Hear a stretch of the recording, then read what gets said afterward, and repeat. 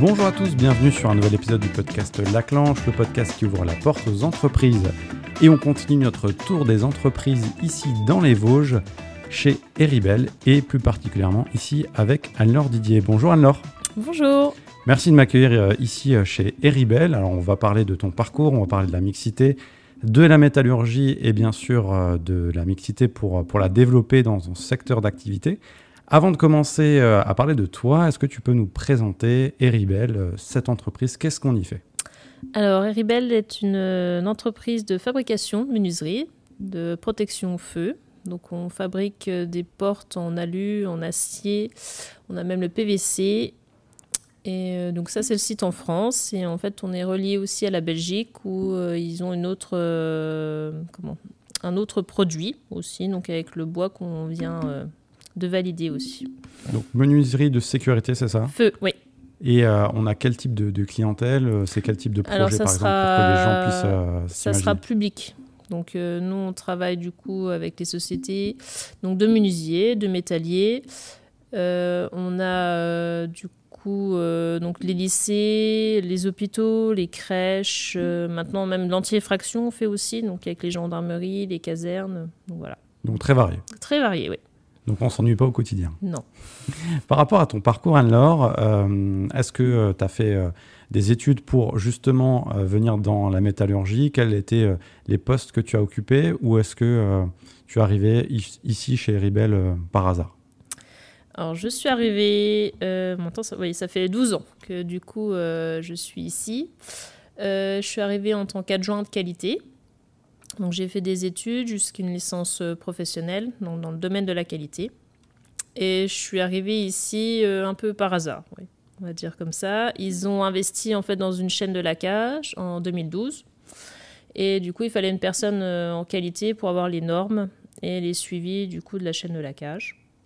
Donc voilà, je suis débarquée au moment-là. Donc tu fais partie carrément des meubles. Et maintenant, ouais. En 2012, c'était comment la métallurgie ? Est-ce que tu étais l'une des premières dans l'entreprise en tant que femme ? Est-ce qu'il y avait déjà beaucoup de femmes ? Comment ça s'est passé ? Alors non, j'étais la seule. En fait, on était quoi, une vingtaine. Maintenant, on est 50, donc on a évolué aussi. Donc j'étais la seule dans l'atelier, donc c'était un peu... et c'est mon premier job réel, donc c'était un peu déstabilisant. T'as grandi avec l'entreprise, par contre. Oui. Qu'est-ce qui t'a impressionné quand t'es arrivé ? Alors c'était c'est marrant, c'est la chaîne de laquage. En fait, je savais pas qu'on pouvait faire de la peinture avec de la poudre. Et en fait, après toute la partie métallurgie, la soudure. Donc ça, c'était vraiment inconnu pour moi. Est-ce que tu as une anecdote à nous raconter par rapport à ton arrivée ici chez Heribel ? J'ai vu des choses sur Instagram. Alors oui, donc il y avait le chef d'atelier. Donc je passais l'entretien en fait avec le responsable qualité. Et du coup, il m'a fait visiter l'atelier. Et en fait, j'avais des chaussures rouges le jour de l'entretien. Et plus tard, j'ai su, oui, que en fait, j'avais été remarquée par les chaussures. C'est une drôle d'anecdote. Par rapport à ça et quand tu es arrivé ici, est-ce que tu as senti sur les premiers mois, les premières années, que tu devais prouver plus en tant que femme ou que tu étais intégrée pleinement par rapport à tes qualités, tes compétences ? Alors, j'étais intégrée. Il n'y a pas de souci dans la société. Après, au niveau compétences et travail, j'ai dû donner 2 fois plus pour montrer que oui, j'en valais la peine en tant que femme, bizarrement. Tu l'as ressenti comment ? C'était un peu bizarre ou tu sentais que tu devais un peu plus je le sentais, que je devais donner un peu plus pour montrer que oui, je suis là et que je suis capable. Et est-ce qu'il y a eu un déclic, un moment où tu t'es dit « Ok, c'est bon, ils ont compris » ou en fait, ils m'ont accepté comme je suis ? Alors, je pense que c'est par rapport aux normes et aux labels qu'on a obtenus. Parce que du coup, avec la chaîne de laquage, on avait 3 labels à avoir. Donc il y a le Calicote, le Calistylcote, le Calimarine. Et donc ça, c'est des objectifs à avoir, donc des suivis des directives. Et ensuite, ils m'ont donné un objectif avec la norme ISO 9001. Donc là aussi, ça a été un gros challenge parce que là, c'est du système de management de la qualité. Donc là, c'est pour toute l'entreprise. Donc ça a été un gros travail et c'est là que je pense que quand je l'ai obtenu, je me dis, ouais, ça y est. Donc faire ses preuves par le résultat. C'est ça. En parlant des normes, justement, tu en as parlé, la norme ISO pour les entreprises. Alors, c'était comment quand tu es arrivé en 2012 et c'est comment aujourd'hui parce que ça a beaucoup évolué. Il y a de plus en plus de normes, notamment qualité, santé, environnement. Alors, au moment où je suis arrivée, on était vraiment fixé sur la qualité. Donc, la qualité vraiment du produit. Après, la qualité donc, par rapport à l'ISO 9001, le management. Donc, par rapport aux services, les process. Et aujourd'hui, en fait, on remarque qu'on est plus braqué en fait, sur la sécurité. Donc là, il y a d'autres normes aussi. Et sur l'environnement aussi, parce que maintenant, l'écologie aussi fait part d'une très grande importance, en fait, sur la fin de cycle des produits, en fait, nos portes. En fait, les clients, ils demandent la vie, en fait, du produit. Est-ce que c'est recyclable, en fait? Et donc, comment ça se passe? Il y a un auditeur qui vient, vous passez un examen. Comment ça s'est renouvelé chaque année? Alors, du coup, par rapport à ça, on n'est pas encore lié, en fait, aux normes. Donc, nous, en fait, on se projette en ce moment sur le RSE. Et donc, pour l'instant, on n'a pas encore d'audit ou de choses comme ça, mais on y travaille. Et après, pour la qualité, oui, ça, on l'a encore, c'est par rapport à nos portes, parce que du coup, elles sont NF, résistantes au feu. Donc là, on a un audit chaque année, en fait, par rapport à ça. Par rapport à la qualité, tu en as parlé, la qualité de vie aussi au travail, la mixité, est-ce que tu penses que justement, ça peut apporter un vrai plus pour le développement d'une entreprise par rapport aux compétences de chacun? Alors oui, je suis d'accord. Je pense qu'en fait, il faut de tout, en fait, pour faire un monde, comme on dit. Et du coup, je pense qu'en travaillant en équipe et que ça soit fille ou garçon, je pense que si on a envie, si on veut aller de l'avant, ça marchera. En termes de femmes ici dans l'entreprise, vous êtes combien? Le ratio à peu près? Je pense qu'on est une 15-20 peut-être. Pour 50 salariés, c'est ça? Ouais. Ok. Qu'est-ce que tu penses qui devrait être fait justement pour encore plus encourager le recrutement de femmes à des postes techniques, en dehors de tout ce qui est administratif également? Plus de communication, de promotion dans les écoles, dans les médias, des portes ouvertes. Je pense que niveau technique, ouais, on est... Après, c'est pas nous et Ribel, mais je pense que oui, on a encore métallurgie égale masculin. Et donc, je pense qu'il faut ouvrir aux portes vraiment à tout le monde, en fait, pour dire qu'en fait, tout le monde peut avoir accès. C'est accessible, en fait. Même si on est une femme, on peut y arriver. Est-ce que le mot métallurgie, il n'est pas aussi connoté industrie, ouais. d'il y a 50 ans? C'est ça. Je pense que c'est ça aussi. En fait, avec les années, on a amélioré en fait, les conditions de travail. On a amélioré aussi les postes. Voilà. Donc, je pense que maintenant, il y a possibilité vraiment que ça soit accès à tous pour ça. Mais je pense que oui, on est encore freiné par le mot métallurgie. Alors qu'il y a plein d'autres actions qui peuvent être mises en place et qui sont déterminantes pour le recrutement. C'est ça. Que ça soit attractif au niveau de la qualité de vie au travail ici, avec des locaux qui sont neufs. Qui sont tout neufs, ils ont moins de 6 mois. Donc, ouais, niveau bien-être, on est au top là. Qu'est-ce qu'il y a d'autre aussi qui peut aussi donner envie, selon toi? Je pense qu'après, c'est les collègues qui fait aussi le soutien des collègues, l'équipe. Je pense que ça joue énormément, en fait. L'esprit d'équipe, bien se sentir quand on vient au travail, développer des projets ensemble. C'est ça. Se tirer vers le haut. Exactement. Tu as des exemples de projets qui t'ont marqué ici? Je pense que c'est la norme ISO 9001. J'y ai travaillé pendant 1 an et demi, donc ça a été long, mais c'était un beau projet. C'est le plus beau projet que j'ai mené ici. C'est quoi le plus dur? C'est la réglementation à suivre, les documents à produire? Alors ça, c'est une partie qui est assez simple. Le plus dur, c'est de le faire vivre. C'est-à-dire? C'est qu'on met un process en place et après, il faut le faire vivre. Donc, en fait, il faut travailler avec ses collaborateurs. Il faut donner l'envie en fait, aux gens pour dire, voilà, j'ai mis ce changement. C'est bien, mais il faut le faire, quoi. Et ça, des fois, c'est compliqué. Il faut vulgariser aussi, montrer que ça apporte un vrai plus à l'entreprise. C'est ça. Et la QSE, tu penses que ça va se développer encore plus dans les années à venir?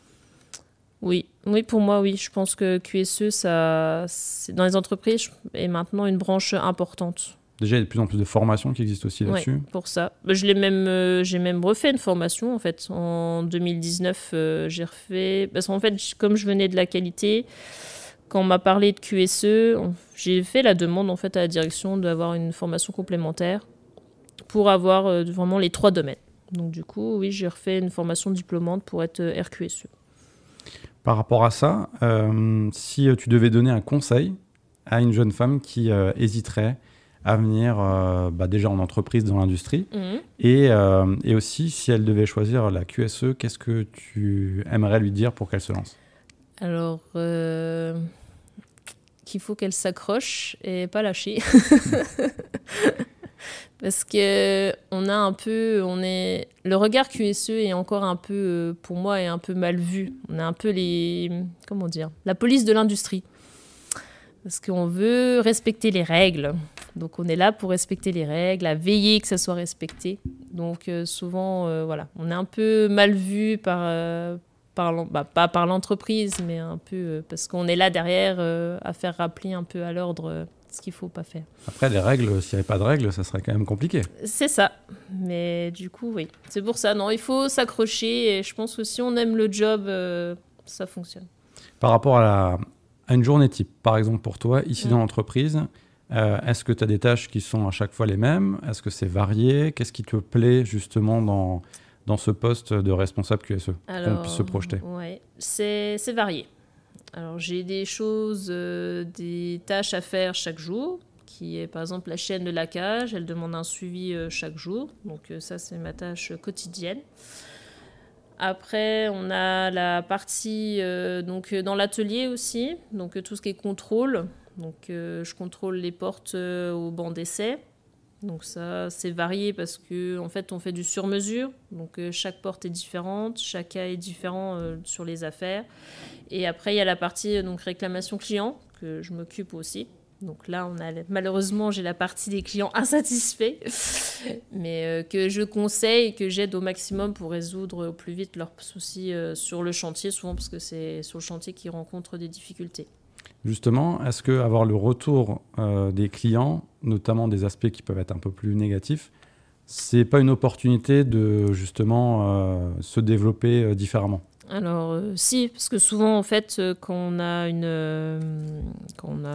un problème, en fait on le note, on l'enregistre, on fait tout ce qu'il faut pour le client et après on se remet en question pour voir si on peut pas l'améliorer aussi. Donc ça peut être une opportunité de développement. Oui. Par rapport à la QSE, tu vois comment le développement dans quelques années? Il y aura encore plus de personnes dans les entreprises, de services qui sont proposés, de normes qui seront mises en place. Comment tu le vois? Alors, je vois... Alors, c'est un peu... Oui, c'est dur comme question. Parce qu'il y a le monde qui change. On a vu qu'il y a de plus en plus de choses aussi. Oui, ça évolue. Oui. Avec la technologie, il y a énormément de choses qui ont évolué. Après le post-QSE, je ne sais pas si ça va encore énormément évoluer parce que ça reste à la base quand même des normes, ça reste de la communication, ça reste des process. Donc je pense que le but, c'est de le faire vivre au maximum. Qu'est-ce que tu préfères le plus dans ton métier? Parce que là, ça fait 12 ans que tu es dans l'entreprise. On peut dire, peut-être tu as fait le tour de l'entreprise, mais en fait non, parce que tu as des projets qui sont différents. Ouais. Qu'est-ce qui, justement, t'anime au quotidien? Alors, ça va être marrant, mais c'est un peu les difficultés rencontrées chaque jour. En fait, c'est d'être sur le terrain. Maintenant, j'apprécie beaucoup plus c'est d'être sur le terrain et de remarquer ou d'observer ou d'analyser. On m'appelle pour un problème et de pouvoir le résoudre. Et donc avant, tu n'allais pas sur le terrain ou un peu moins? Comment c'était? On va dire que j'y suis forcément avec la chaîne de laquage sur le terrain, mais on avait beaucoup de choses à faire au niveau documentaire. Donc maintenant, je suis un peu plus libre, on va dire, pour aller sur le terrain. Merci Anne-Laure pour la première partie. Merci. On a appris pas mal de choses sur la QSE, sur Eribel également. La deuxième partie, c'est les questions de rapidité. Donc là, tu as 2 choix. Tu réponds à ce qui te vient le plus rapidement à l'esprit et tu as le droit, bien sûr, à un joker. On est parti? Ouais. Alors, si tu devais choisir, tu préfères être au bureau à gérer les process ou sur le terrain avec les équipes pour résoudre les problèmes en direct? Terrain. Ton style de management, plutôt carré et rigoureux ou souple et adaptable selon les situations? Carré. Après une grosse journée de boulot, tu préfères te détendre avec un bon livre ou une soirée entre amis? Ou soirée entre amis. Toujours pas de joker. Non. Pour toi, dans ton rôle, qu'est-ce qui est le plus prioritaire, pardon? Assurer la sécurité de tous ou améliorer la qualité des produits? Joker. Et enfin, tu vois la vie en rose ou tu vois la vie en Vosges? Alors, je vois la vie en Vosges, vu que j'ai déjà un peu les cheveux roses, alors ça va ensemble. T'as même pas fait exprès en plus, hein, je tiens à préciser. Moi non plus, j'avais pas fait rose exprès. Parfait, bah merci Anne-Laure, j'espère que tu as passé un bon moment dans le podcast. Merci. En tout cas, on a appris pas mal de choses. Est-ce qu'il y a une actualité aussi par rapport à Eribel sur le développement? Là, il y a les locaux qui se sont agrandis. Sont neufs, oui. 2025, est-ce qu'il y a une actualité précise ou pas forcément, du recrutement, des nouveaux projets? On recrute. Dans tous les services, on est ouvert, donc n'hésitez pas à postuler. Et au point de vue production, on a investi dans une grosse machine donc pour l'aluminium et le PVC. Donc il y a eu un bel investissement aussi encore dans l'atelier. Donc encore des beaux projets à suivre. Encore des beaux projets à suivre chez nous. Parfait, le message est passé. Merci Anne-Laure en tout cas pour l'épisode, pour l'accueil. Merci. On remercie Eribel pour la mise à disposition de la salle, le service communication. Et bien sûr, l'IUMM de Lorraine qui, grâce à eux, a mis en place ce projet pour diversifier et mettre en avant la mixité dans la métallurgie. On se retrouve pour un nouvel épisode en version audio et en version vidéo sur toutes les plateformes. Et puis, on vous donne rendez-vous sur un prochain épisode. À bientôt. Au revoir.